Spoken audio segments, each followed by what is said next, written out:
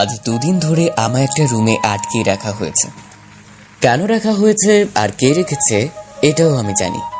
কারণটা শুনলে আপনারাও হয়তো অবাক হবেন। তাহলে আপনাদের আগে কারণটা বলে দিই। কারণটা হলো মিম আপুর প্রপোজাল অ্যাকসেপ্ট না করার জন্য। এখন আপনাদের মনে হয়তো প্রশ্ন আসছে, এই মিম আবার কে, আর ও কেন আমায় প্রপোজ করেছে, তাই তো? তাহলে আগে উনার পরিচয়টা দিয়ে দিই।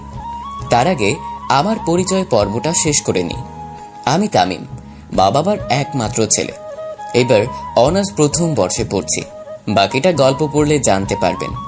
এদিকে মিম আপু হলেন এই শহরের মালিক চৌধুরীর একমাত্র মেয়ে মিম চৌধুরী, আর ওনার বাবা মালিক চৌধুরী হলেন এই শহরের নামকরা ব্যবসায়ীদের মধ্যে একজন। আর মিম আপু অনার্স তৃতীয় বর্ষে পড়েন। একদিকে উনি আমার সিনিয়র, আর একদিকে আমি যে ভার্সিটিতে পড়ি উনিও সেই ভার্সিটিতেই পড়েন। এখন আপনাদের প্রশ্ন, উনি আমায় কেন প্রপোজ করলেন আর এইখানেই বা কেন আটকে রাখলেন? তাহলে চলুন একটু ফ্ল্যাশব্যাক থেকে ঘুরে আসি। ইন্টার পরীক্ষায় পাশ করে নতুন একটা ভার্সিটিতে ভর্তি হয়েছি। তো ভার্সিটির প্রথম দিন ভার্সিটিতে ঢুকতেই একটা মেয়ে আমায় ডাক দিল, ওই ছেলে এদিকে আয়।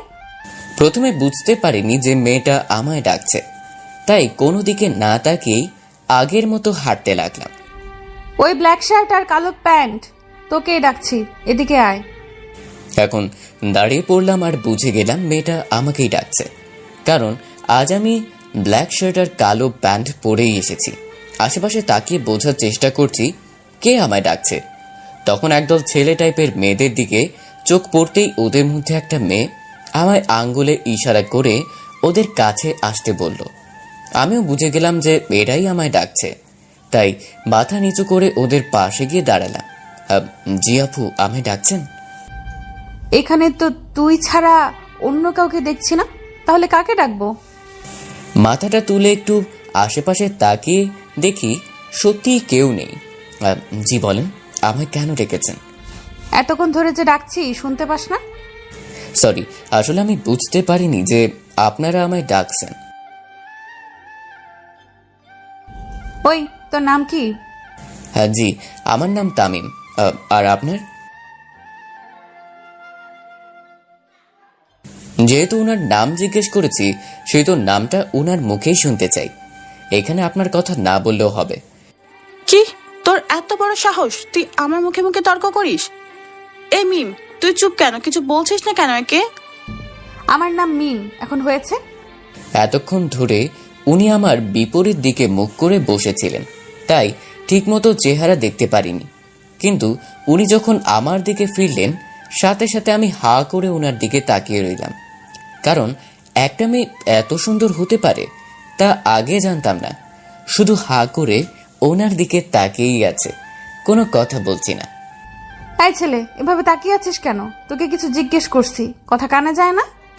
ওনার দিকে তাকিয়ে থাকতে থাকতে কোথায় যে হারিয়ে যাই খেয়ালই নেই। হঠাৎ ওনার কথায় বাস্তবে ফিরলাম। জি, আমায় কিছু বলছেন? কোন ইয়ারে পড়িস জিজ্ঞাসা করেছি।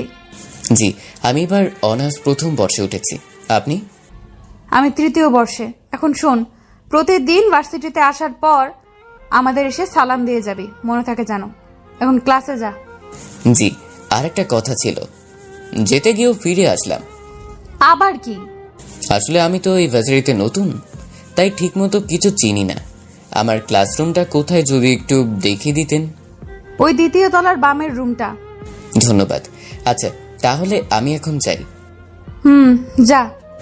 তারপর আর কথা না বলে উনার দেখানো ক্লাসরুমটায় চলে আসলাম। ক্লাসে ঢুকতে যাব তখনই ভিতরে তাকিয়ে দেখি ক্লাসের সবাই আমার দিকে হা করে তাকিয়ে আছে। বুঝলাম না এদের আবার কি হলো যার জন্য এভাবে হা করে তাকিয়ে আছে। এইসব বিষয় লক্ষ্য না করে ক্লাসে ঢুকে একটা বেঞ্চে গিয়ে বসে পড়লাম। একা একা বসে আছি কারণ আমার বন্ধুরা এখনো ভার্সিটিতে আসেনি। অনেকক্ষণ ধরে বসে আছি, আর এদিকে ক্লাসের সবাই আমার দিকে হা করে তাকিয়েই আছে। মনে হয় আমি কোনো এলিয়েন। সব মিলিয়ে আর ক্লাসে বসে থাকতে ভালোই লাগছে না, তবুও ধৈর্য নিয়ে বসে আছি। এমন সময় হঠাৎ একটা ছেলে এসে আমার পাশে বসলো। হাই, আমি রনি। তুমি? আমি তামিম। আচ্ছা, মিম আপুর সাথে তুমি এত কিসের কথা বললা এত সময়? আসলে আমি ইচ্ছে করে বলিনি, ওনার একটা ফ্রেন্ডই প্রথমে আমায় ওদের কাছে ডেকে নিয়ে যায়। আচ্ছা, এখন ক্লাসের সব ছেলে মেয়েরা যে তোমার দিকে তাকিয়ে আছে, এটার মানে বুঝতেছো? না তো। আচ্ছা, ওরা আমার দিকে এইভাবে তাকিয়ে আছে কেন? তাহলে শুনো, মিম আপু হলেন এই শহরের নামকরা ব্যবসায়ী মালিক চৌধুরীর একমাত্র মেয়ে। ওনাকে এই ভার্সিটির সব ছেলেরাই জমের মতো ভয় পায়, কারণ ওনার উপরে কেউ কথা বলতে পারে না ওনার বাবার জন্য। কেউ কিছু বললেই ওনার বাবাকে দিয়ে উচিত শিক্ষা দেয়। আর ভার্সিটিতে প্রতিদিন একটা না একটা নতুন ছেলেকে দেখলেই ওরা সবাই মিলে র্যাগিং করে। আর এসবের জন্য ভার্সিটির সবাই ওনাকে লেডি ডন নামে চিনি। তোমাকে ভার্সিটিতে নতুন মনে হচ্ছে, কিন্তু তোমাকে ওরা কিছুই করেনি। এটা দেখেই আমি সহ ভার্সিটির সব ছাত্রছাত্রীরা অবাক। তাহলে এখনো বুঝেছো কেন ওরা তোমার দিকে তাকিয়ে আছে? মিমের ব্যাপারে রনির মুখ থেকে এত কথা শুনে ভয়ে আমার গলা শুকিয়ে গেল। এত ডেঞ্জারাস মেয়ে, আর আমি কিনা ওর সাথে এমন ব্যবহার করলাম। না জানি আমায় পেলে আবার কি করে। কি হলো, তুমি ভয় পাচ্ছ নাকি? না না, আমি ভয় পাবো কেন? কিসের ভয় আমার? সেটা সময় হলে বুঝতে পারবা। আচ্ছা, আমরা যেহেতু ক্লাসমেট, তাহলে একে অপরকে তুই করে বলি, আর আজ থেকে আমরা ফ্রেন্ড। আচ্ছা, এইভাবে আমি আর রনি টুকটাক কিছু কথা বলতে লাগলাম। কথা বলছি এমন সময় আমার দুই হারামি বন্ধুগুলা ক্লাসে চলে আসলো। কিরে, তুই কখন এলি? অনেক আগেই এসেছি, কিন্তু তোরা আসতে দেরি করলি কেন? জানিস, আজ একটুকুর জন্য আমার খেলা শেষ হয়ে যেত। মানে কি, তুই আমাদেরকে না বলেই খেলা নেমে পড়লি? কাজটা একদম ঠিক করলি না। আরে বেটা, আমি সেই খেলার কথা বলছি না। আচ্ছা তাহলে শোন। এরপর ওদেরকেও সব ঘটনা বললাম। কি বলছিস এইসব? শুনে তো বিশ্বাসই হচ্ছে না যে মিমাপু কিছু না করে তোকে ছেড়ে দিয়েছে। এখন আমার কি হবে? ওই মিমাবু যদি আমায় একা পেলে কিছু করে ফেলে? আর কিছু করবে না, আমরা আছি তো তোর সাথে। কিছুক্ষণ পর ক্লাসের স্যার চলে আসলেন। আর কথা না বলে যার যার সিটে গিয়ে সবাই বসে পড়লাম। তারপর এক এক করে সব কটা ক্লাস শেষ করে বন্ধুদের নিয়ে ক্লাসরুম থেকে বের হয়ে আসলাম। ভার্সিটির ভিতর দিয়ে হাঁটছি আর আশেপাশে তাকাচ্ছি। দেখলাম মিম আপুকে কোথাও দেখা যাচ্ছে না। কিরে, কাকে খুঁজছিস? হ্যাঁ, না মানে মিম আপু কোথায় রে? উনাকে দেখছি না তো। কোথায়? আরে উনি হয়তো বাসায় চলে গেছেন। ও আচ্ছা। তারপর সবাইকে বিদায় জানিয়ে আমিও বাসায় চলে আসলাম। বাসায় এসে কলিং বেল চাপ দিতেই আম্মু এসে দরজা খুলে দিলেন। কিরে, আজ তোর ভার্সিটির প্রথম দিন কেমন কাটলো? হ্যাঁ আম্মু, ভালোই। আচ্ছা, তুই রুমে গিয়ে ফ্রেশ হয়ে নে, আমি তোর জন্য টেবিলে খাবার দিচ্ছি। আচ্ছা বলে রুমে চলে আসলাম। রুমে এসে ফ্রেশ হয়ে নিচে চলে গেলাম। এসে দেখি আম্মু আগে থেকেই টেবিলে খাবার সাজিয়ে রেখে দিয়েছেন। তাই চুপচাপ একটা চেয়ার টেনে গিয়ে টেবিলে বসে পড়লাম। খাবারটা খেয়ে আবার রুমে চলে এলাম। রুমে এসে কিছুক্ষণ ফেসবুকিং করার পর একটু ঘুমিয়ে পড়লাম, কারণ আজ ভার্সিটিতে জন্য অনেক সকালে ঘুম থেকে উঠেছিলাম। এইভাবে ঘরে বসে দিনটা কেটে গেল। পরের দিন সকালে ঘুম থেকে উঠে নাস্তা করে ভার্সিটিতে গিয়ে যা দেখলাম তা দেখার পর মিমের প্রতি আমার ভয়টা আরো বেড়ে গেল। কারণ আমি দেখলাম যে মিম একটা ছেলেকে ধরে ইচ্ছা মতো হকি স্টিক দিয়ে মারছে। মারকে ছেলেটার নাক মুখ দিয়ে রক্ত বের হচ্ছে, তবুও ছেলেটাকে মিম ছাড়ার নাম নিচ্ছে না। মারতে মারতে এক পর্যায়ে ছেলেটা জ্ঞান হারিয়ে মাটিতে পড়ে গেল। এরপর মিম কাকে যেন ফোন করে আসতে বলল। কিছুক্ষণের মধ্যে কিছু ফেলে এসে মার খাওয়া ছেলেটাকে উঠিয়ে নিয়ে চলে গেল। এইসব দেখে আমি আর থাকতে পারলাম না, ভয়ে হাত পা কাঁপতে লাগলো। না, এইখানে থাকা যাবে না, তাহলে পরে আমাকেও এমন মার দিতে পারে। তাই মাথাটা নিচু করে ক্লাসের দিকে হাঁটা ধরলাম, কিন্তু বেশি দূর যেতে পারলাম না, কারণ এর আগেই মিম আমায় ডাক দিয়ে বসলো। এই রে, মনে হয় দেখে ফেলেছে। এখন আমার কি হবে? এখন যদি ওনার কাছে যাই, না জানি আমার কি হাল করে। এর চেয়ে ভালো কোনো রকমে এইখান থেকে পালাই, পরে যা হবে দেখা যাবে। আর কোনো দিকে না তাকিয়ে দিলাম ক্লাসের দিকে এক দৌড়েই ক্লাসে চলে আসলাম। ক্লাসে এসে হাঁপাচ্ছি আর ভাবছি পরে যদি আমায় ধরতে না পারে জানি কি হাল করবে। হাঁপাচ্ছি আর নানান কথা ভাবছি, এমন সময় বন্ধুরা এসে আমার পাশে দাঁড়ালো। কিরে, তোর কি হলো? এভাবে হাঁপাচ্ছিস কেন? আর বলিস না, এরপর ওদেরকে সব বললাম। দোস্ত যেহেতু করেছে তাহলে শাস্তি সে পাবেই। মানে আবার কি, ছেলেটা মিমাবুকে প্রপোজ করছিল, তাই মিমাবু ওকে জন্মে শিক্ষা দিয়েছে। কি বলিস এইসব? ঠিকই বলেছে। আজ পর্যন্ত ভয়ে কেউ ওনার সাথে ঠিক মতো কথাই বলতে পারেনি, আর ছেলেটা নাকি ওনাকে প্রপোজ করে বসেছে। আর কিছু বলতে যাব তার আগেই ক্লাসের স্যার চলে আসলেন। তারপর সবাই যার যার সিটে গিয়ে বসে পড়লাম আর স্যার ক্লাস করতে লাগলেন। দেখতে দেখতে সব কটা ক্লাস শেষ করে বন্ধুদের নিয়ে বের হয়ে পড়লাম। বাইরে এসে দেখি মিম আপু ওনার দলবল সহ হাতে একটা করে হকি স্টিক নিয়ে গুন্ডিদের মতো দাঁড়িয়ে আছেন। আল্লাহ, এরা এইভাবে দাঁড়িয়ে আছে কেন? এখন আবার কাকে মারবে? আমাকে নয় তো? না, এখন ভয় পেলে হবে না। যে করে হোক আমাকে গেটের কাছে যেতে হবে, তাহলে এরা কি যে করবে আল্লাহই জানে। বন্ধুদের নিয়ে মাথা নিচু করে হেঁটে হেঁটে মিমাপুদের ক্রস করে গেটের কাছে আসার আগেই পেছন থেকে মিমাপু ডাক দিয়ে বসলেন, ওই এদিকে আয়। জানি এখন পালালে আর রক্ষে নেই, তাই বন্ধুদের বললাম তোরা এখানে থাক, আমি শুনে আসছি কি বলে। এরপর ওদেরকে রেখে মিমাপুর কাছে চলে আসলাম। জি আপু, আমায় ডেকেছেন?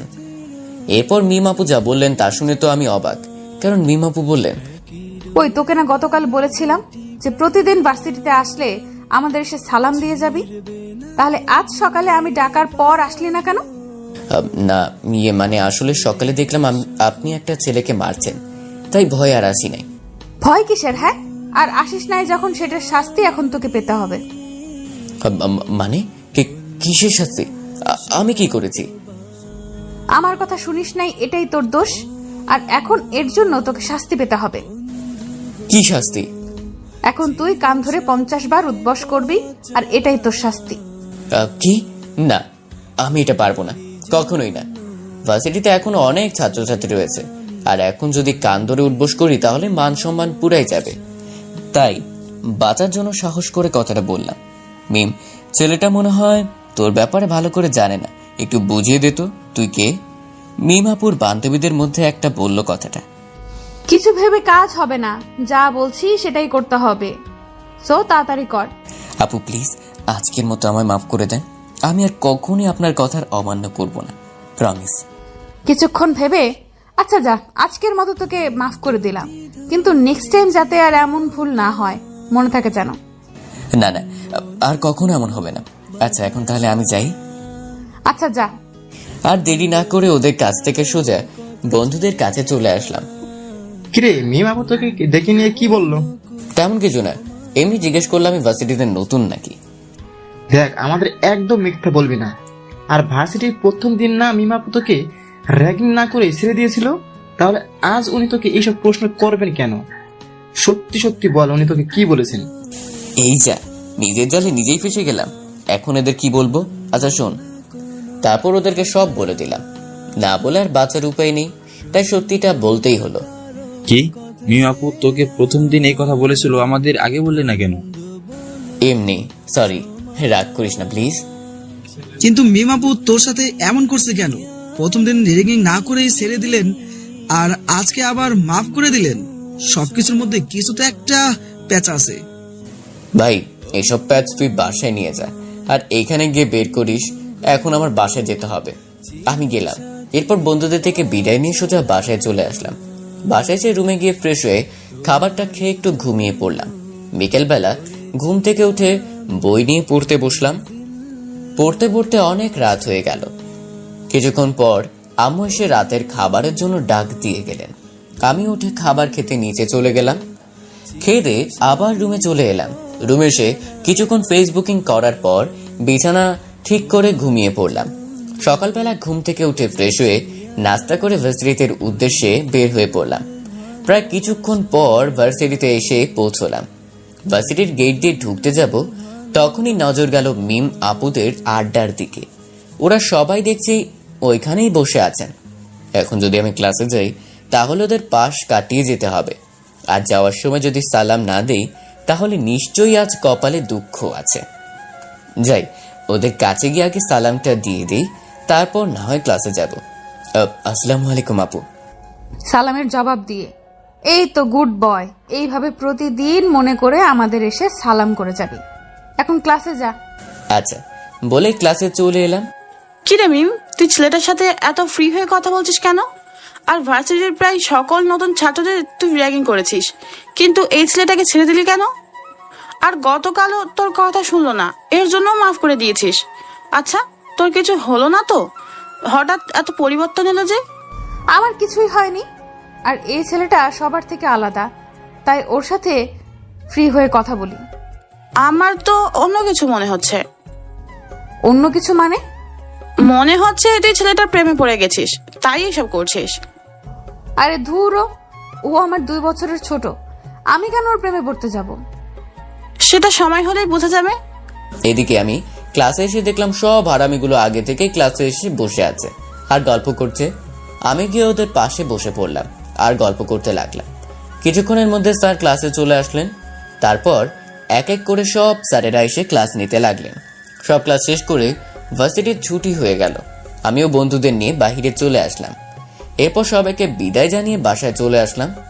এইভাবে দেখতে দেখতে কয়েকটা দিন কেটে গেল। এখন আমরা সব বন্ধুরা মিলে ভার্সিটির একটা গাছের নিচে বসে প্রায় আড্ডা দিই। তো একদিন ভার্সিটিতে গিয়ে আমাদের আড্ডায় বসেছিলাম, কারণ হারামিগুলা একটাও আজ আসেনি। একা একা বসে আছি, এমন সময় একটা মেয়ে এসে আমার সামনে দাঁড়ালো। হ্যাঁ, আমি তোমা, তুমি? আমি তামিম। আচ্ছা, আমরা যেহেতু এক ক্লাসেই পড়ি, সো ফ্রেন্ড। সরি, আমি পারবো না। আসলে আমার মেয়েদেরকে একদমই ভালো লাগে না, তাই ওর মুখের উপর না করে দিই। কেন, ফ্রেন্ড হলে সমস্যা কি? এমনি আমার ইচ্ছে নেই। দেখো, আমি তোমার কাছে অনেক আশা নিয়ে এসেছি যে আমরা ফ্রেন্ডশিপ করব। প্লিজ আমায়। ঠাস ঠাস। কি ভাবছেন, কাউকে চড় মারা হয়েছে? একদম ঠিক, কিন্তু সেটা তোমাকে মারা হয়েছে, আর যে মেরেছে সে আর কেউ না, মিমাপু। আই মেয়ে, তোর সমস্যা কি? হ্যাঁ, দেখছিস না ও তোর সাথে ফ্রেন্ডশিপ করতে চাচ্ছে না, তারপরে ওকে কেন বিরক্ত করছিস? গালে হাত দিয়ে মাথা নিচু করে দাঁড়িয়ে আছে কেন? কথা বলছে না? যা এখন এখান থেকে, আর কখনো যেন ওর আশেপাশে না দেখি। মাথা নিচু করে চলে গেল। আর হ্যাঁ, তুই এখন চুপচাপ ক্লাসে যা, আর ভুলেও এদিক ওদিক তাকাবি না, আর কখনো যেন কোনো মেয়ের সাথে কথা বলতে না দেখি। যা এখন। ওনার এরকম রাগী চেহারা দেখে ভয়ে এখান থেকে সোজা ক্লাসে চলে আসলাম। আল্লাহ, কি গুন্ডি মেয়ে এটা! আজই প্রথম আমি মিমাপুর রাগ দেখলাম। একটা মেয়ের এত রাগ আসে কোত্থেকে? কিন্তু একটা কথা ভেবে পাচ্ছি না, মিমাপু হঠাৎ এসে তোমাকে চড় মারলেন কেন? আর আমার সাথে ফ্রেন্ডশিপ করতে আসায় তোমাকে এত কথা কেন শোনালেন? না, আর কিছু ভাবতে পারছি না। দেখতে দেখতে অনেকটা সময় কেটে গেল। কিছুক্ষণ পর সব হারামিগুলোও ক্লাসে চলে আসলো। এরপর ওদের সাথে বসে কিছুক্ষণ গল্প করলাম, কিন্তু ওদের তোমার ঘটনাটা জানায়নি, না হলে ওরা কত কি বলবে। একটু পর ক্লাসের স্যারও চলে আসলেন আর ক্লাস শুরু করাতে লাগলেন। সব ক্লাস শেষ করে বন্ধুদের নিয়ে বাইরে চলে আসলাম। বাইরে এসে দেখি মিমাপু ও ওনার বন্ধুরা ওদের আড্ডায় দাঁড়িয়ে আছেন। ওইদিকে নজর না দিয়ে আমি আমার বন্ধুদের নিয়ে হাঁটতে লাগলাম। যখন ভার্সিটির গেট পার করতে যাব, তখনই পেছন থেকে মিমাপুর ডাক পড়লো, ওই এদিকে আয়। জানি না গেলে হবে না, তাই বন্ধুদের রেখে ওনার কাছে চলে আসলাম। জি আপু, বলেন, আমায় কিসের জন্য ডাকছেন?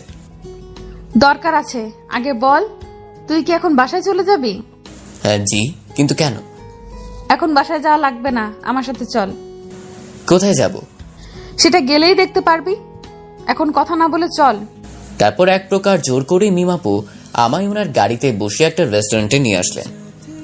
গাড়ি থেকে নেমে আমার হাত ধরে রেস্টুরেন্টের ভিতরে নিয়ে আসলেন। এখন বল কি খাবি? আমি কিছু খাবো না, আপনি খেয়ে নেন, আমার বাসায় যেতে হবে। ওই বাড়তি কথা বলিস কেন? তোকে যা জিজ্ঞেস করেছি তার উত্তর দে, কি খাবি তাড়াতাড়ি বল। আপনি যা অর্ডার দিবেন তাই খেয়ে নিব। বুঝেছি, এটা না বলে আর উপায় নেই। এরপর মিমাপু একটা ওয়েটারকে ডেকে ওনার বোন মতন কিছু খাবার অর্ডার দিলেন। কিছুক্ষণের মধ্যে ওয়েটার এসে খাবার দিয়ে গেল। ইচ্ছে না থাকা সত্ত্বেও মিমাপুর ভয়ে ওনার সাথে খেতেই হলো। খেয়ে দিয়ে বিল মিটিয়ে মিমাপু আমার হাত ধরে গাড়িতে নিয়ে আসলেন। গাড়িতে এসে আমার বাসার অ্যাড্রেস জিজ্ঞেস করলেন। আমিও বাসার অ্যাড্রেসটা বলে দিলাম। এরপর আর কথা না বলে মিমাপু গাড়ি চালিয়ে সোজা আমাদের বাসার কাছে নিয়ে আসলেন। গাড়ি থেকে নেমে বাসায় ঢুকতে যাব, তখনই পেছন থেকে মিমাপু ডাক দিলেন, ওই আমি তোকে যেতে বলছি? না মানে, সরি, আর কোনো দরকার আছে নাকি? শোন, কাল সকালে তাড়াতাড়ি ভার্সিটি আসবি, আর এসেই আমার সাথে দেখা করবি। আর যদি আমার কথা বর খেলাফ হয় তাহলে তোকে মজা বোঝাবো, মনে থাকে জানো। এখন বাসায় যা। আচ্ছা। তারপর বাসায় ঢুকে সোজা রুমে চলে আসলাম।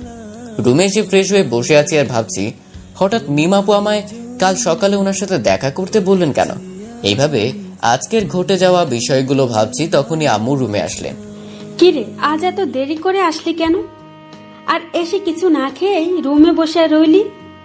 আসলে আম্মু আমি বাহিরে বন্ধুদের সাথে খেয়ে এসেছি, তাই আর খিদে নেই। ও আচ্ছা, তাহলে তুই থাক, আমি গেলাম।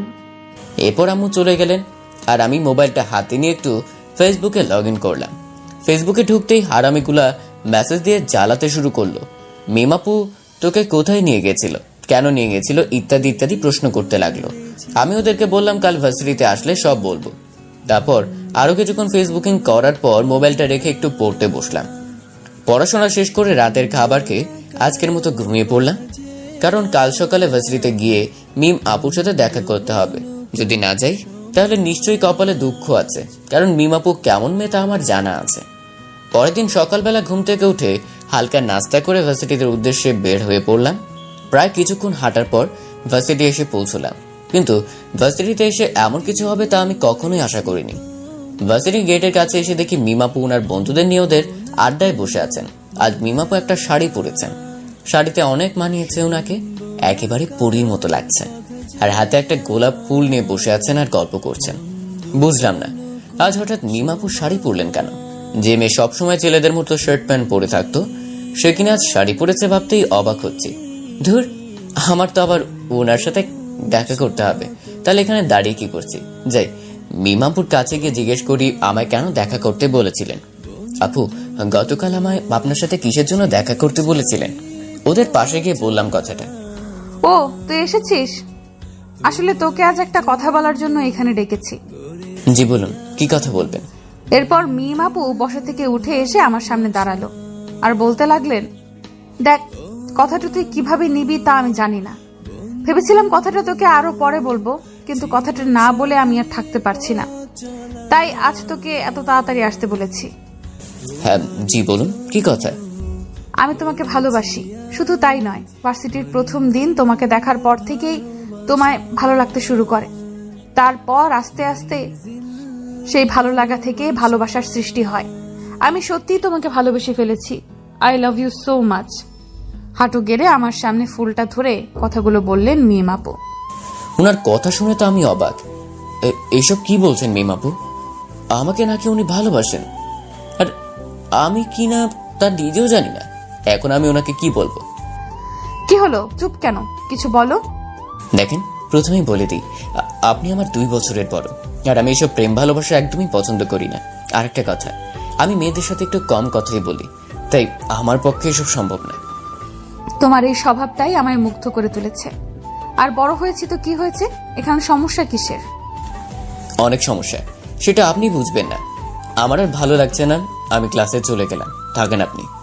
বলে চলে আসতে যাবো, তখনই পেছন থেকে মিম আপু আমার কলার চেপে ধরলেন। ওই তোর সমস্যা কি? হ্যাঁ, তোর সাথে ভালোভাবে কথা বলছি বলে তোর ভাব বেড়ে যাচ্ছে, তাই না? ঠাস করে একটা চড় বসিয়ে দিলাম মিমাপুর গালে, কারণ কেউ আমার কলার ধরলে আমার রাগ চরম পর্যায়ে উঠে যায়, নিজেকে আর কন্ট্রোল করতে পারি না। কি পেয়েছেন আপনি? হ্যাঁ, আমি রাজি হচ্ছি না বলে আমায় জোর করে রাজি করাবেন? শুনেন, সবকিছু জোর করে হলেও ভালোবাসাটা জোর করে হয় না। আমি আপনাকে ভালোবাসতে পারবো না, আমায় মাফ করবেন। মিমাপুকে চড় মেরে হয়তো অনেক বড় ভুল করেছি, কারণ আমার কথা শেষ হওয়ার পর ওনার সব বন্ধুরা মিলে আমায় ঘিরে ধরলো, আর ওদের মধ্যে একজন মিমাপুকে উদ্দেশ্য করে বলল, মিম তুই শুধু একবার বল, এই ছেলেটা সব হাড্ডি ভেঙে ফেলবো এখনই। কত বড় সাহস ওর, তোর গায়ে হাত তুলেছে। তোর ওকে কিছু করবি না, যা করার আমিই করব। ওর সাহস দেখছি অনেক বেড়ে গেছে। এক তো আমার প্রপোজাল রিজেক্ট করে দিয়েছে, আর এক তো আমার সবার সামনে চড় মারা। এসব কিছু শোধ আমি নিবই ওর থেকে। আর শোন, এখন চুপচাপ ক্লাসে যা, আর তোর ব্যবস্থা আমি আজকেই করব, দাঁড়া। আপু, আমার ভুল হয়ে গেছে, আমি চটটা রাগের মাথায় মেরে দিয়েছি, প্লিজ আমায় মাফ করে দেন। তোকে ক্লাসে যেতে বলেছি, চুপচাপ ক্লাসে যা। ভয়ের সাথে সাথে দৌড়ে ক্লাসে চলে আসলাম। ক্লাসে এসে ভাবতে লাগলাম, না জানি এখন আমার কি হয়। এই মেয়ে যে রাগী আর গুন্ডি টাইপের, মনে হয় না আমায় এমনি এমনি ছেড়ে দিবে। ধুর, কেন যেন ওকে চড় মারতে গেলাম। এখন তো আমার উপরে বিপদ চলে আসলো। আল্লাহ, এইবারের মতো বাঁচিয়ে দাও, আর কখনো কোনো মেয়েকে চড় মারবো না। দেখতে দেখতে অনেকটা সময় কেটে গেল। কিছুক্ষণ পর ক্লাসে স্যারও চলে আসলেন, কিন্তু হারামিগুলো আজ একটাও আসার নাম নিচ্ছে না। ক্লাসে আসার পর থেকে সব ছাত্রছাত্রীরা এতক্ষণ আমার দিকে এক নজরে তাকিয়েছিল। তাকাবে না কেন? যাকে ইউনিভার্সিটির সব ছেলে মেয়ে ভয় পায়, তাকে কিনা আমি সবার সামনে চড় মারলাম। স্যার এসে আসার পর ছাত্রছাত্রীরা ক্লাসে মনোযোগ দিল। যাক, এত সময় বাঁচা গেল তাহলে। সব স্যারেরা এক এক করে এসে তাদের ক্লাস করে চলে গেলেন। দেখতে দেখতে সব ক্লাস শেষ করে ভার্সিটি ছুটি হয়ে গেল। এখন সমস্যা হলো আমি একা একা বের হব কি করে। আর মিমাপু তো আমায় বলেছেন আজ আমার একটা ব্যবস্থা করে ছাড়বেন। না জানি কপালে কি দুঃখ আছে। আল্লাহ বাঁচিয়ে দিও এবারের মতন। তারপর আমিও সকল ছাত্রছাত্রীদের সাথে ক্লাসরুম থেকে বের হয়ে পড়লাম। বাইরে এসে চারপাশে তাকিয়ে দেখি মিমাপু আর ওনার বন্ধুদের কোথাও দেখা যাচ্ছে না। যাক, ভালোই হলো, এখন শান্তিতে বাসে যেতে পারবো। এরপর বাসেটি থেকে বের হয়ে হাঁটা দৌড়লাম বাসার দিকে। প্রায় অর্ধেক পর আসার পরে হঠাৎ একটা কালো মাইক্রোবাস এসে আমার সামনে দাঁড়ালো। গাড়ি থামিয়ে কিছু লোক গাড়ি থেকে বের হয়ে আমায় জোর করে গাড়িতে উঠিয়ে নিল। গাড়িতে উঠে ভিতরে যাকে দেখলাম তাকে দেখার পর আমার কলিজা কেঁপে উঠলো। কারণ গাড়িতে যে বসে আছে সে আর কেউ না, মিমাপু। এদিকে মিমাপুর হাতে একটা কি যেন ছিল, সেটা আমার মুখে লাগিয়ে দিল। কিছুক্ষণের মধ্যে আমি অজ্ঞান হয়ে পড়লাম। যখন জ্ঞান ফিরল তখন আশেপাশে তাকিয়ে দেখি আমি একটা অন্ধকার রুমে একটা চেয়ারের সাথে বেঁধে রাখা হয়েছে। তো এই ছিল ফ্ল্যাশব্যাক। আশা করি এখন আপনারা বুঝে গেছেন আমাকে এখানে আনার কারণটা কি। এখন গল্পতে আসি। চেয়ারে বসে বসে শুধু ভাবছি কিভাবে এখান থেকে পালানো যায়। মিমাপু যেমন মেয়ে বলা যায় না কখন কি করে বসে, এরকম নানান কথা ভাবছি। ঠিক তখনই রুমের দরজা খোলার আওয়াজ পেলাম। সামনে তাকিয়ে দেখি মিমাপু একটা প্লেটে কিছু খাবার নিয়ে এসেছেন। জানি এগুলো আমার জন্য এনেছেন, কারণ আজ সকাল থেকে আমার কিছুই খাওয়া হয়নি। মিমাপু হেঁটে হেঁটে আমার পাশে এসে একটা চেয়ার টেনে বসে পড়লেন। সরি সোনা, খাবার বানাতে একটু দেরি হয়ে গেছিল, তাই তাড়াতাড়ি নিয়ে আসতে পারিনি। তা আপনাকে খাবার বানাতে কে বলেছে? কেউ বলে নাই, আমি নিজ ইচ্ছাতেই বানিয়েছি, তাও শুধু তোমার জন্য। কিছু বললাম না, শুধু মনে মনে বলছি ঢং কত হাসছে আমার জন্য খাবার বানাতে। এই নাও, হা করো, আজ আমি তোমার জন্য বিরিয়ানি বানিয়ে এনেছি, খেয়ে দেখো তো কেমন হয়েছে। আমার হাতের বাঁধন খুলে দেন, আমি নিজের হাতেই খেতে পারবো। না বাবু, তা তো হবে না, আমি তোমায় নিজের হাতেই খাওয়াবো। আমি আপনার হাতে খেতে পারবো না। চুপ, আর একটা কথাও নয়। এতক্ষণ ভালো করে কথা বলছি বলে কি ভেবেছিস আমি কিছু বলবো না? চুপচাপ হা কর, না হলে খুব খারাপ হবে। ভয়ে হা করে ফেললাম, কারণ মিমাপুর রাগ উঠলে না জানি পরে কি করে। মিমাপু আমায় খাওয়াতে শুরু করলেন, আমিও চুপচাপ খেয়ে যেতে লাগলাম। ভয় কোনো কথা বলছি না, কারণ উনার চেহারায় এখনো রাগের ছাপ রয়ে গেছে। প্রায় অর্ধেক খাওয়া শেষ হলে বাকিটুকু মিমাপু খেতে শুরু করলেন। এটা দেখে আমি এত অবাক হইনি, কারণ প্রথম থেকেই মিমাপু আমার প্লেটের খাবার থেকে অর্ধেক নিজে খেতেন। এ বিষয়ে ওনাকে কিছু বললে উনি বলেন এটা নাকি ভালোবাসা, একে অপরের প্লেটের খাবার খেলে নাকি ভালোবাসা বাড়ে। খাওয়া শেষ হলে মিমাপু আমায় পানি খাইয়ে দিয়ে চলে যেতেছিলেন। তখনই আমি ওনাকে ডাক দিই। কি হলো, কিছু বলবা? আমাকে ছেড়ে দেন না প্লিজ, আমি বাসায় যাব। আম্মু আব্বু হয়তো আমার জন্য চিন্তা করছে, প্লিজ আমায় ছেড়ে দেন। সরি সোনা, তোমাকে ছাড়ার জন্য তো এখানে নিয়ে আসি নাই। আপনি কিন্তু খুব খারাপ কাজ করছেন আমার সাথে।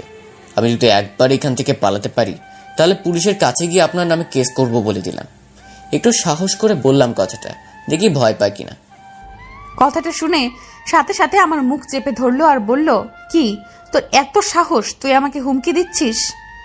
আজ পর্যন্ত কেউ আমার সাথে ঠিকমতো কথাও বলেনি, শুধু বলেছিস তুই। শোন, আমি তোকে ভালোবাসি বলে তুই এখনো এখানে ঠিকমতো দাঁড়িয়ে আছিস, না হলে কবেই তোর কাহিনী শেষ করে ফেলতাম।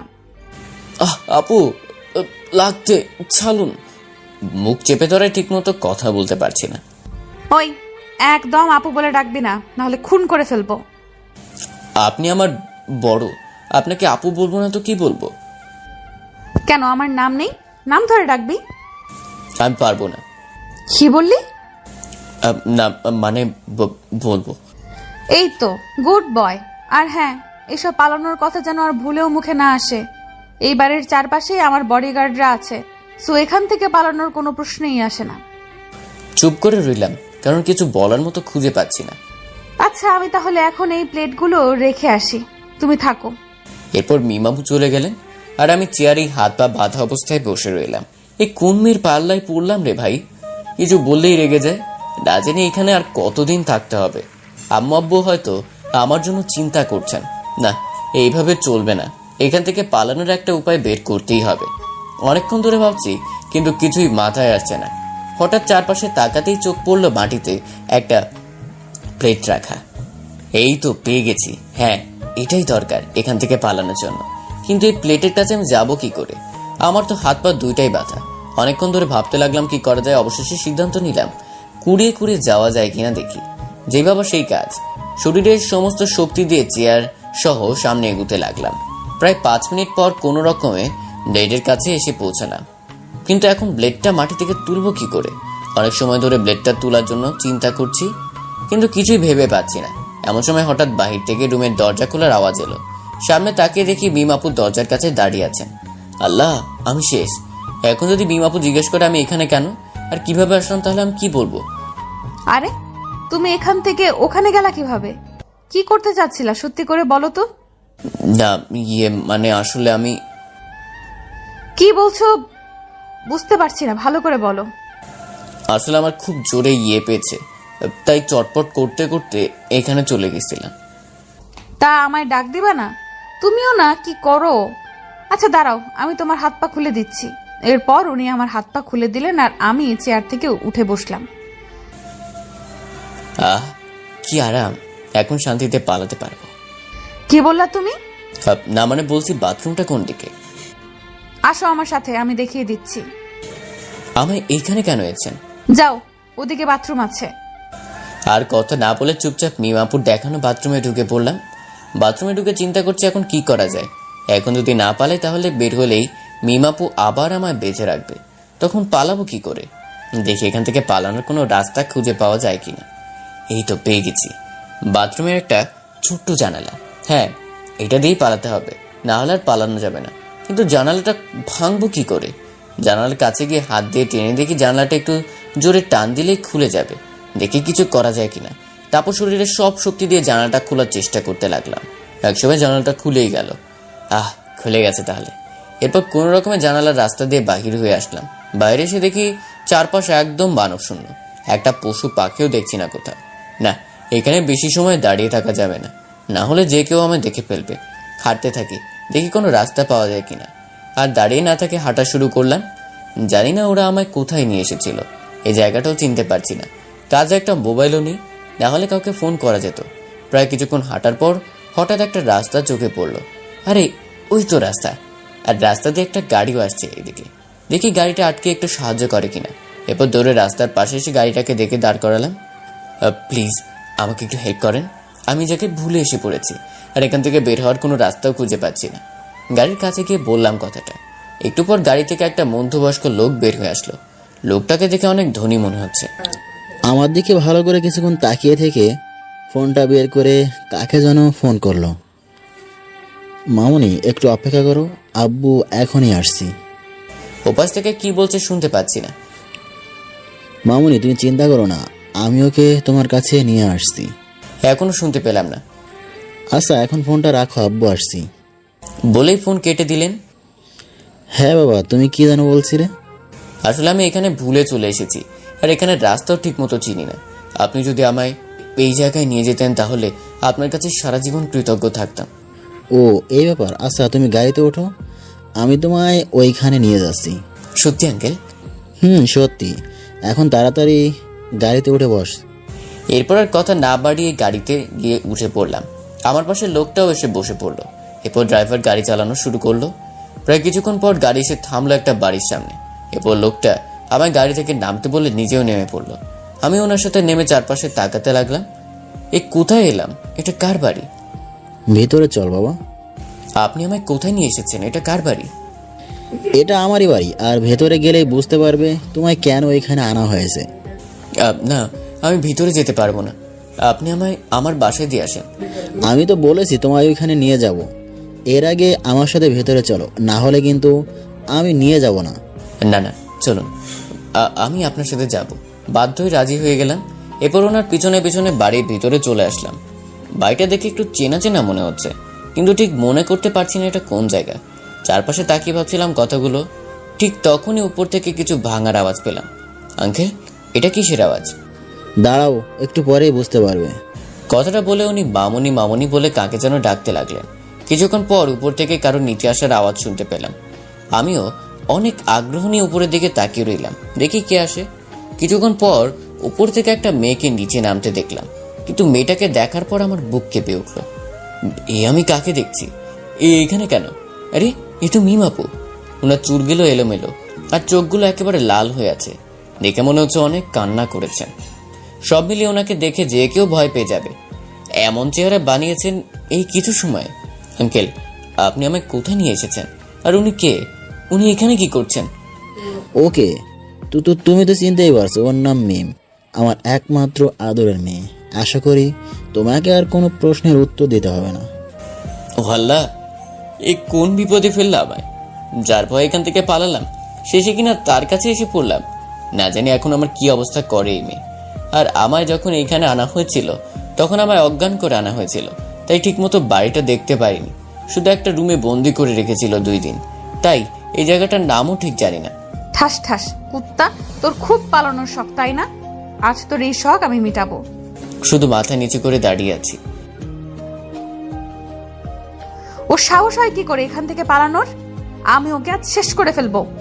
নিজের সব শক্তি দিয়ে ছাড়ানোর চেষ্টা করছি, কিন্তু কিছুতেই মিমাপুর সাথে পেরে উঠতে পারছি না।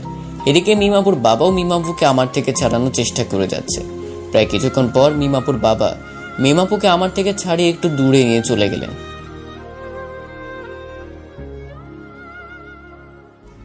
কি করব বল? ওকে যে খুব ভালোবেসে ফেলেছি, কিন্তু ও কিছুতেই আমায় বুঝতে চায় না। ভালো করে বোঝাও, দেখবে একসময় ঠিকই বুঝতে পারবে। ওকে কিভাবে বোঝাতে হবে আমার ভালো করে জানা আছে। এই চল আমার সাথে। না, আমি যাব না। আঙ্কেল প্লিজ আমাকে বাঁচান। তুই না গেলে তোর ঘাড় যাবে। চল বলছি। উপরে এসে আমায় নিয়ে একটা রুমে ঢুকে পড়লো আর ভেতর থেকে রুমের দরজাটা লাগিয়ে দিল। আল্লাহ বাঁচাও, এখন নিশ্চয়ই আমার কপালে দুঃখ আছে। কি ভেবেছিস তুই আমার থেকে পালিয়ে বেঁচে যাবি আর আমি তোকে খুঁজে পাবো না, তাই না? না মানে আসলে। চুপ, একদম চুপ, আর কোনো কথা নয়। বল এখন তুই পালিয়েছিলি কেন? আগে বলেন আমার এখানে কেন আটকে রেখেছেন? আপনাকে আমি ভালোবাসি না, তারপরও কেন আমার উপর জোর কাটাচ্ছেন? কারণ তোকে আমি ভালোবাসি, আর তুই আমাকে ভালোবাসিস আর নাই বাসিস এটা তোর ইচ্ছা, কিন্তু আমি তোর উপরে জোর খাটিয়ে ভালোবাসা আদায় করব। আর কতবার বলবো ভালোবাসার জোর করে হয় না? তারপরও কেন বেহায়ের মতো আমার পিছনে পড়ে আছেন? আপনার বাবার তো অনেক টাকা পয়সা, আপনি চাইলে আমার চেয়ে আরো ভালো ছেলে পাবেন। আমার কাউকে চাই না, শুধু তোকেই চাই। আর কি যেন বললি, আমি বেহায়ার মতো তোর পেছনে পড়ে আছি? ঠিকই বলেছিস, তোকে ভালোবেসে আমি বেহায়া হয়ে পড়েছি। আপনি শুধু বেহায়া নয়, সাথে পাগলও হয়ে গেছেন, তাই সময় থাকতে ডাক্তার দেখান। আমি পাগল হয়ে গেছি তোমার প্রেমে, আর তুমি থাকতে ডাক্তার লাগবে কেন? তুমি কি ডাক্তারের চেয়ে কম নাকি? আবু প্লিজ এসব পাগলামি বন্ধ করেন আর আমার এখান থেকে যেতে দিন। কথাটা শোনার সাথে সাথে আমার মুখ চেপে ধরলো আর বলল, লাগতে দারুণ। মুখ চেপে ধরে ঠিক মতো কথা বলতে পারছি না। এবার বল মিম, তুমি আমার বউ? আমায় বিয়ে হলো কবে যে আপনাকে বউ বলে ডাকবো? হয়নি, হয়ে যাবে খুব তাড়াতাড়ি। এখন যেটা বলতে বলেছি সেটা বলো। অসম্ভব, আমি বলবো না, যা করার করেন। কি তুই বলবি না? না। তাহলে দেখ এখন আমি কি করি। আপনি আপনার দিকে এভাবে আসছেন কেন? চুপ করে শুধু আমার দিকে হেঁটে আসছেন। দেখেন কাছে আসবেন না, আসলে আর কিছু বলতে পারলাম না। এর আগেই মিমাপু আমার ঠোঁটগুলো ওনার ঠোঁট দিয়ে বন্ধ করে ফেললেন। আমার ঠোঁটে কিস করেই যাচ্ছেন, ছাড়ার কোনো নামই নিচ্ছেন না। প্রায় 5 মিনিট পর উনি নিচ থেকেই আমার ছেড়ে দিলেন। দুজনে শুধু হাঁপাচ্ছি, লজ্জায় মিমাপুর দিকে তাকাতেও পারছি না। আপনার লজ্জা শরম বলতে কিছু নেই নাকি? এইভাবে কেউ কাউকে কিস করে? আর একটু হলে তো দম বন্ধ হয়ে যেত। কেউ না করলেও আমি করি, কেন তোমার ভালো লাগেনি বুঝি? আচ্ছা আসো আবার দে, এবার ভালো করেই দিব। না, আমার এসব ভালো লাগে না, আর আপনি এসব আর করবেনও না। কি আর কুমু ভাই, মায়ের লজ্জা শরম বলতে কিচ্ছু নেই। আচ্ছা করব না, তবে আজ রাতে একটু করব, কারণ তোমার পালানোর শাস্তি এখনো রয়ে গেছে। নিচে তো আমায় কয়েকটা চড় মেরেছিলেন, এতে কি আমার শাস্তি শেষ হয়নি? কিছুটা হয়েছে, কিন্তু এখনো পুরোটা হয়নি, তাই রাতে এর পুরো শোধ নিয়ে নেব। কিছু বললাম না, কারণ যত যাই বলি না কেন উনি বুঝবেন না। আচ্ছা তুমি বিছানায় বসো, আমি তোমার জন্য খাবার নিয়ে আসছি। সারাদিন ধরে তো কিছুই খাওনি। আর হ্যাঁ, একদম পালানোর চেষ্টা করবে না, না হলে এর ফল খুবই খারাপ হবে। কথাগুলো বলেই মিমাপু বাহিরে চলে গেলেন। আমিও আর দাঁড়িয়ে না থেকে বিছানায় বসে পড়লাম। জানি এখন আর পালাতে পারবো না, আর পালাতে গিয়ে যদি মিমাপুর কাছে আবার ধরা পড়ে যাই তাহলে নিশ্চয়ই অবস্থা খারাপ করে দিবেন। রুমে একা একা বসে আছি, এমন সময় মিমাপু হাতে খাবার প্লেট নিয়ে হাজির। প্লেটটা নিয়ে সোজা আমার পাশে এসে বসে পড়লেন। এই নাও, হা করো, আমি তোমায় খাইয়ে দিচ্ছি। আমার হাত দিয়ে আমি খেতে পারবো, কাউকে খাইয়ে দিতে হবে না। কম কথা বলে যা বলেছি তাই করো, না হলে শাস্তিটা বেড়ে যেতে পারে। ধুর, ভালো লাগে না কিছু। তারপর এক প্রকার বাধ্য হয়ে হা করতে হলো। মিমাপু আমার মুখে খাবার তুলে দিচ্ছেন আর আমি খাচ্ছি। প্লেটের খাবার প্রায় অর্ধেক খাওয়া হলে মিমাপু প্লেটটা আমার হাতে দিয়ে দিলেন। আগেই তো বললাম আমি নিজ হাতে খেতে পারবো, তাহলে অর্ধেক খাইয়ে রেখে দিলেন কেন? বাকি খাবারগুলো আমি খাবো তাই। তো খান, প্লেটটা আমার হাতে দিচ্ছেন কেন? কারণ এখন তুমি আমায় তোমার হাতে খাইয়ে দিবে। কারণ এখন তুমি আমায় তোমার হাতে খাইয়ে দিবে। সরি, আমি পারবো না। আপনার ইচ্ছে হলে নিজ হাতে খান। কি বললাম? আবার বলো। বললাম তো পারবো না। আমি জানতাম তুমি এটা বলবে, তাই এর ব্যবস্থা আগে থেকেই করে রেখেছিলাম। এ কি, আপনি চাকু কই পেলেন? সেটা তোমার না জানলেও চলবে। এখন বলো, একটু আগে কি যেন বলেছিলে? কই, কি বললাম? তুমি না বললে আমায় খাইয়ে দিবে না? না না, আমি এটা কখন বললাম? আমি খাইয়ে দিব বলেছি তো। এই তো লাইনে এসেছো, এখন চুপচাপ খাইয়ে দাও তো, অনেক খিদা লেগেছে। এরপর বাধ্য হয়ে মিমাপুকে খাইয়ে দিতেই হলো। মিমাপুকে খাইয়ে দিচ্ছি আর উনি ছোট বাচ্চাদের মতো খেয়ে যাচ্ছেন। চাকুটা এখনো হাতে নিয়ে বসে আছেন। খাবার মুখে দিতে একটু দেরি করলেই মিমাপু চাকুটা দিয়ে ভয় দেখান। সব মিলিয়ে একটা প্যারার মধ্যেই আছি। মিমাপুর খাওয়া শেষ হলে প্লেটটা নিয়ে বাইরে চলে গেলেন। আমি আর কি করব, রুমে একা একা বসে রইলাম। অনেকক্ষণ ধরে একা বসে থাকতে থাকতে শরীরটা ক্লান্ত লাগতে শুরু করলো। পাশে যখন বিছানা আছে তাহলে একটু শুয়ে পড়ি, তাহলে ভালো লাগবে। যেই বাবা সেই কাজ, বিছানায় পড়ে দিলাম ঘুম। ঘুম ভাঙলো কারো নরম হাতের ছোঁয়ায়। চোখ মেলে তাকিয়ে দেখি মিমাপু আমার মাথার কাছে বসে মাথায় হাত বুলিয়ে দিচ্ছেন। আমার দিকে উনি এক নজরে তাকিয়ে আছেন, যা দেখে আমি একটু ভয় পেলাম। লজ্জায় শোয়া থেকে উঠে বসলাম। কি হলো, উঠে পড়লে কেন? তুমি ঘুমাও, আমি তোমার মাথায় হাত বুলিয়ে দিচ্ছি। না, শরীরটা একটু ক্লান্ত লাগছিল, তাই শুয়ে পড়েছিলাম। এখন ভালো লাগছে, আর ঘুমাবো না। আপনি কখন আসলেন? একটু আগে আসলাম, এসে দেখি তুমি শুয়ে আছো, তাই আর ডাক দিলাম না। ও, তো এখন কয়টা বাজে? 7টা বেজে গেছে। আচ্ছা, আমার একটা আবদার পূরণ করবেন? কি বলো? বলছি কি, অনেকদিন ধরে তো বাসার কারোর সাথে যোগাযোগ হয়নি, যদি একটু বাসায় ফোন করে দিতেন। এত যোগাযোগ করা লাগবে না, যেভাবে আছো সেভাবেই থাকো। আচ্ছা, জানি আর কথা বাড়িয়ে কোনো লাভ হবে না, তাই আর কিছু বললাম না। দেখতে দেখতে অনেকটা সময় কেটে গেল। এদিকে মিমাপু কোথায় জানি চলে গেলেন। একটু পর আবার রুমে আসলেন, হাতে একটা খাবারের প্লেট নিয়ে। প্লেটটা নিয়ে আমার কাছে এসে বসে পড়লেন। আর কি বলবো, দুপুরের মতোই আমাকে উনি খাইয়ে দিলেন, আর ওনাকেও আমার খাইয়ে দিতে হলো চাকুর ভয়। খাওয়া শেষ হলে প্লেটটা নিয়ে উনি আবার বাহিরে চলে গেলেন। একা একা রুমে বসে আছি, তখন আবার মিমাপু রুমে আসলেন। আমি ঘুমাবো কোথায়? কেন, এই রুমে। আর আপনি? তোমার সাথে। কি? অসম্ভব, আমি আপনার সাথে এক বিছানায় ঘুমাতে পারবো না। কি বললা? পারবা না তাই না? দেখেন, সবসময় ভয় দেখাবেন না, আর আমাদের কিন্তু এখনো বিয়ে হয়নি, সো দুজন এক বিছানায় ঘুমানোর প্রশ্নই আসে না। চুপ, আর একটা কথাও নয়। আমি যা বলেছি তাই হবে, আমরা এক বিছানাতেই ঘুমাবো। আচ্ছা, কিন্তু আমাদের মধ্যে কোলবালিশ থাকতে হবে, না হলে আমি ঘুমাবো না। জানি না করলেও শুনবে না, তাই এটাই বললাম, দেখি কি বলে। আচ্ছা ঠিক আছে। আচ্ছা, তো এখন ঘুমিয়ে পড়ি, অনেক তো রাত হলো। তার আগে তোমার শাস্তিটা তো দিয়ে দেই। মানে কিসের শাস্তি? আমি কি করলাম? ওই যে পালানোর শাস্তি, সেটা তো এখনো রয়ে গেছে। এই মেয়ে তো দেখছি শাস্তি শাস্তি করে মাথায় খেয়ে নিবে। এখন কি করব? বিড়বিড় করে কি বলছো?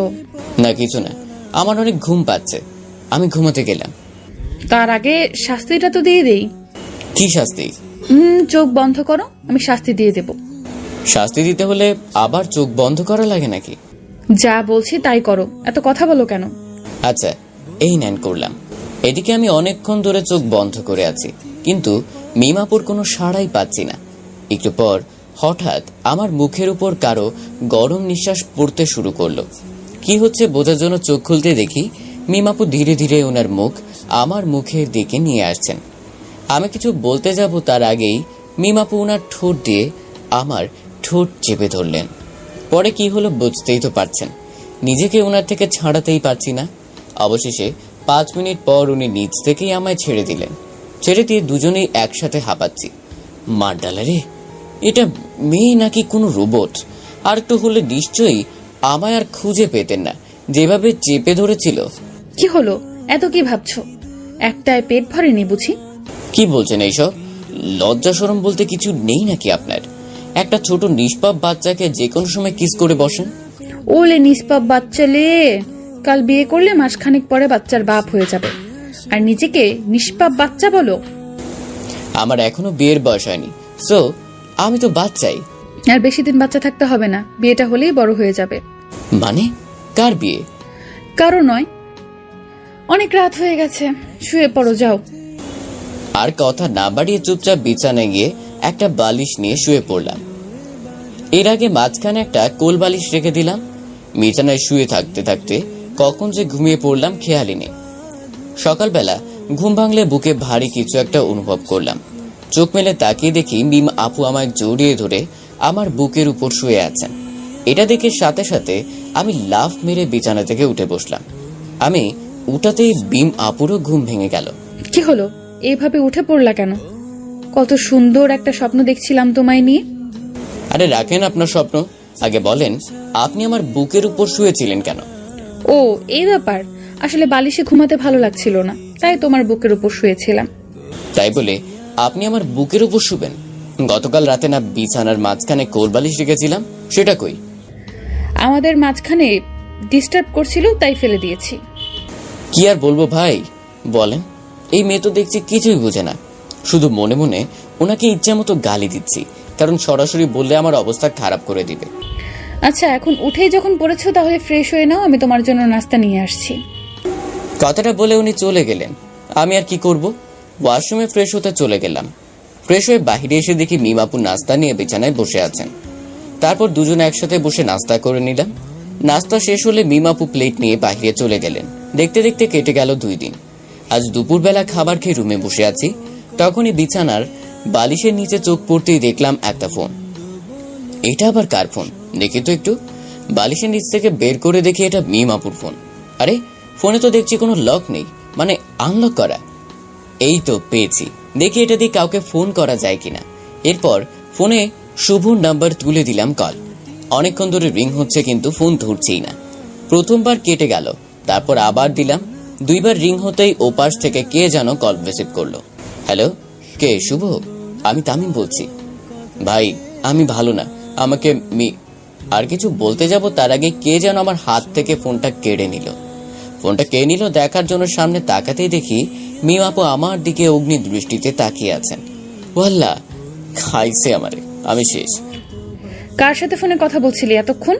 না মানে কারোর সাথে না। ঠাস, বল কার সাথে কথা বলছিলি এতক্ষণ? বললাম তো কারোর সাথে না, কেঁদে দিলাম, কারণ চড় খুব জোরেই লেগেছে। ঠাস, ভালোই ভালোই বলে দে কার সাথে কথা বলছিলি, না হলে চড়িয়ে গাল লাল করে দেব। না আর মারবেন না প্লিজ, আমি বলছি আমার এক বন্ধুর সাথে কথা বলেছি। ওকে, কেন ফোন করেছিলি? এমনি। সত্যি করে বল, না হলে আরো কয়েকটা দিব। আমার আর এখানে ভালো লাগছে না, তাই ওকে ফোন করেছিলাম যাতে আমার এখান থেকে নিয়ে যায়। কি তোর এত বড় সাহস, তুই আবার এখান থেকে যাওয়ার প্ল্যান করছিস? দাঁড়া, আজ থেকে জন্মের শিক্ষা দিয়ে দিব, যাতে আর এখান থেকে যাওয়ার প্রশ্ন মাথায়ও না আসে। আমাকে মাফ করে দেন প্লিজ, আমি আর কখনো এমন করব না। না, তোর আর মাফ নেই, তোকে এর জন্য শাস্তি পেতেই হবে, কঠিন শাস্তি। কথাটা বলে মিমাপু রুম থেকে চলে গেলেন। জানি আজ কপালে বড় কোনো দুঃখ আছে। ধুর, কেন যে ওকে ফোন করতে গেলাম, এখন নিজের কামাই নিজেই খাবো। এদিকে প্রায় কিছুক্ষণ পর মিমাপু রুমে আসলেন। এক হাতে একটা দড়ি আর অন্য হাতে একটা ব্লেড নিয়ে আমার কাছে এসে দাঁড়ালেন। এইসব কেন এনেছেন কিছুই বুঝতেছি না। এদিকে উনি ব্লেডটা টেবিলে রেখে আমায় ধাক্কা মেরে বিছানায় ফেলে দিলেন। বিছানায় ফেলে দিয়ে দড়ি দিয়ে আমার হাত বাঁধতে শুরু করলেন। আপু এসব কি করছেন? আমার হাত বাঁধছেন কেন? চুপ, একটা কথাও বলবি না বলে দিলাম, না হলে খুব খারাপ হবে। প্লিজ আমায় কিছু করবেন না, আমায় ছেড়ে দেন। হাত ছাড়ানোর চেষ্টা করছি। সাথে সাথে ব্লেডটা টেবিল থেকে এনে আমার গলায় চেপে ধরলেন। বললাম না কথা বলবি না, মুখ বন্ধ রাখ আর একদম নড়াচড়া করবি না, না হলে এটা দিয়ে গলা কেটে দেব। ভয় আর কিছু বললাম না, কারণ যে ডেঞ্জারাস মেয়ে বলা যায় না কখন কি করে বসে। এদিকে মিমাপু দড়ি দিয়ে আমার 2 হাত বিছানার সাথে বেঁধে দিলেন। এত শক্ত করে বেঁধেছেন যে একটু নড়তেও পারছি না। তোর খুব শখ এখান থেকে পালানোর, তাই না? না মানে আমি তো। চুপ, একটা কথা বলবি না। এখন আমি তোকে যা যা বলতে বলবো তাই বলবি, আর যদি না বলিস তাহলে শাস্তির জন্য তৈরি থাক। কি বলতে হবে আমায় বলেন, আমি বলবো। এখন আমায় আই লাভ ইউ বল। এটা আবার কেমন কথা? না আমি এটা বলতে পারবো না। ভালোই ভালোই বলছি, বলে ফেল, না হলে শাস্তি খুব কষ্টের হবে। দেখেন আপনি একটু বোঝার চেষ্টা করেন, আমি আপনাকে ভালোবাসি না, আর আপনার জন্য আমার মনে কোনো ফিলিংসও নেই। তার উপর আপনি আমার 2 বছরের বড়। আমাদের ভালোবাসা কেউ কখনো মেনে নেবে না, আর বিয়ে তো দূরের কথা। তোকে শুধু আমি আই লাভ ইউ বলতে বলেছি, এত কথা নয়। যেটা বলতে বলেছি সেটা বলে দে তাড়াতাড়ি। বললাম তো আমি বলবো না, আপনি কি করবেন করেন। আচ্ছা তাহলে দেখ আমি কি করি। ব্যথায় জোরে একটা চিৎকার মেরে উঠলাম। ছোটবেলা থেকে আমি ব্লেড ভীষণ ভয় পাই, এমনকি ব্লেড দিয়ে হালকা কেটে গেলেও আমার অনেক কষ্ট হয়। আমি যেটা বলেছি সেটা বলে দে, তাহলে ছেড়ে দেব। না আমি বলবো না, কখনোই না। আমি শুধু মেয়েদের ঘৃণা করি। তাহলে এবার দেখ কেমন লাগে। মুখে কাপড় ঢুকিয়ে দেওয়ায় চিৎকার করতে পারছি না, শুধু চোখের পানি ছাড়ছি। কিছুক্ষণ পর উনি আবার আমার মুখে কাপড়ের টুকরো বের করে ফেললে আবার বললেন, প্লিজ একবার আই লাভ ইউ বলে ফেল, আমি আর তোকে কষ্ট দিতে পারছি না। আই হেট ইউ, আমি মেয়েদের ঘৃণা করি। কথাটা শোনার সাথে সাথে উনি আবার আমার হাতে ব্লেডটা দিয়ে কয়েকটা টান মেরে দিলেন। আর সহ্য করতে পারলাম না, একটা চিৎকার দিয়ে সাথে সাথে জ্ঞান হারিয়ে ফেললাম সেখানে। এদিকে মেয়ের রুম থেকে চিৎকারের শব্দ শুনে মালিক চৌধুরী দৌড়ে উপরে আসলেন। উপরে এসে মেয়ের রুমে ঢুকেই তামিমের এমন অবস্থা দেখে দৌড়ে মেয়েকে গিয়ে আটকালেন। মামুনি, এটা কি করছো তুমি? ওর এই অবস্থা কেন? আমি করেছি ওর এমন অবস্থা। ওকে তুমি ভালোবাসো, তাহলে ওর এমন অবস্থা করলে কেন? এরপর বাবাকে সব ঘটনা খুলে বলল মিম। বাবাও আমায় একটু ভালোবাসতে চায় না, এখন আমি কি করব তুমি বলো। মামুনি, এভাবে জোর করে কারো ভালোবাসা আদায় করা যায় না। তুমি ওর সাথে সবসময় ভালো ব্যবহার করো, দেখবে ও একসময় এমনিতেই তোমায় ভালোবাসতে শুরু করেছে। আমি আর ওর সাথে কখনো এমন করব না, তুমি ওর জন্য ডাক্তার ডাকো প্লিজ। আচ্ছা আমি ডাক্তার ডাকছি, তুমি ওর কাছে থাকো। কথাটা বলেই মালিক চৌধুরী রুম থেকে বের হয়ে আসলেন। আপনারা হয়তো ভাবছেন মিমের বাবা মিমের এমন কাজে কেন ওকে উৎসাহ দিচ্ছেন, তাই না? আপনারা তো জানেনই মিম ওনার একমাত্র আদরের মেয়ে। ছোটবেলা থেকে মাকে হারিয়ে মেয়েটা মা হারা হয়ে গেছে, তাই ছোট থেকে আজ পর্যন্ত মেয়ের কোনো চাওয়াই বাকি রাখেননি। তাই মিম যখন তার বাবাকে তামিমের কথা বলে তখন তিনি মেয়েকে আরো সাপোর্ট দেন। তা যা ইচ্ছা তাই করতে বলেছিলেন মিমকে। আর একটা কথা, আপনারা হয়তো ভাবছেন মিমের বাবা তামিমকে চিনি কি করে। মিম যখন তামিমের কথা ওর বাবার কাছে বলে তখন মিম তামিমের একটা ছবি ওনাকে দেখিয়েছিল। আশা করি আপনাদের মনের প্রশ্ন কিছুটা কমেছে কথাগুলো পড়ে। এখন গল্পে আসা যাক। এদিকে মিমের বাবার ফোন করার 10 মিনিট পরেই ওনার একটা পরিচিত ডক্টর এসে হাজির হলেন। তারপর উনি ডাক্তারকে সাথে নিয়ে মেয়ের রুমে চলে আসলেন। ডাক্তার এসে তামিমের এই অবস্থা দেখে তো অবাক। ও মাই গড, ছেলেটার হাতের এমন অবস্থা কে করলো? এসব আপনাকে আমি পরে বুঝিয়ে বলবো, এখন আপনি ওর হাতের রক্ত পড়াটা বন্ধ করুন প্লিজ। এরপর উনি এসে তামিমের হাতের রক্ত পরিষ্কার করে হাতে ব্যান্ডেজ করে দিলেন। হাত ব্যান্ডেজ করে কিছু ওষুধ লিখে দিয়ে ডাক্তার চলে গেলেন। ডাক্তার চলে যাওয়ার পর মিমের বাবা মিমকে ভালো করে বুঝালেন যাতে এই ধরনের কাজ আর কখনো না করে। এরপর মিমের বাবাও রুম থেকে চলে গেলেন, শুধু মিম তামিমের পাশে বসে রইল। এদিকে আমার জ্ঞান ফিরলে বুকের উপর ভারী কিছু অনুভব করলাম। চোখ মেলে তাকিয়ে দেখি মিম আপু আমার বুকের উপর শুয়ে আছেন। এটা দেখে আমি একটু নড়ে চড়ে উঠলাম। আমার নড়াচড়াতে মিম আপু উঠে পড়লেন। আর দেখলেন আমার জ্ঞান ফিরেছে। এখন কেমন লাগছে শরীর?